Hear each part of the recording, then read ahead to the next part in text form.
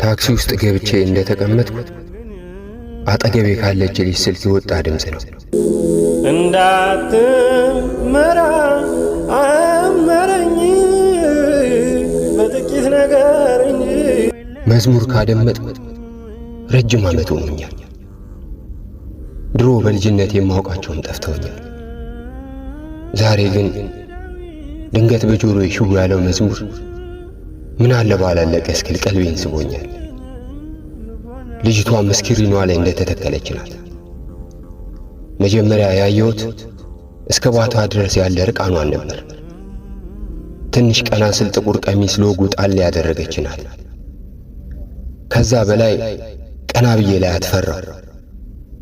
መዝሙሩ ከቲክቶክ ላይ የዘመረው መሆኑ የገባኝ ሲደጋገም ነው።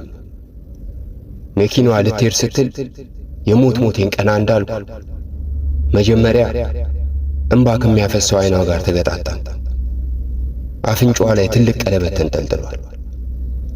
ሽፋሽፍቷ ላይ ያለው ቀለም እንደ ጥቁር ወንዝ እየፈሰሰ በሊፕስቲክ የቀላ ከንፈሏ አርጥቦታል። ደረቷ ተራቅቶ ርቃኗን ይታያል። አሁንም መልሶ መላልሶ መዝሙር ይሰማል። እንዳትመራ አመረኝ በጥቂት ነገር እንጂ። ጥቂት ነገር ምን ይሆን ብዬ መለስ ስል ራሴን ጠየቅኩት። ፈጣሪ እንደው በጥቂት ነገር ማረኝ እንኳን ጥቂት ነገር ምንድን ነው? ለመሐላ እንኳን ስሙን ጠርቼ እኮ አላውቅም። ደጁን ረግጬ አላውቅም። ጾሜ ጸልዬ ሞጽብቼ እኮ አላውቅም።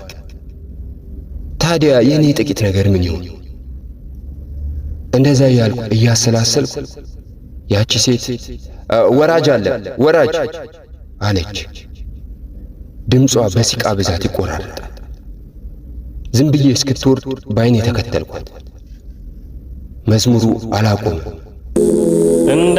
እንዳትመራ አመረኝ በጥቂት ነገር። አሁንም እሷ ማልቀሷን አልተወችም።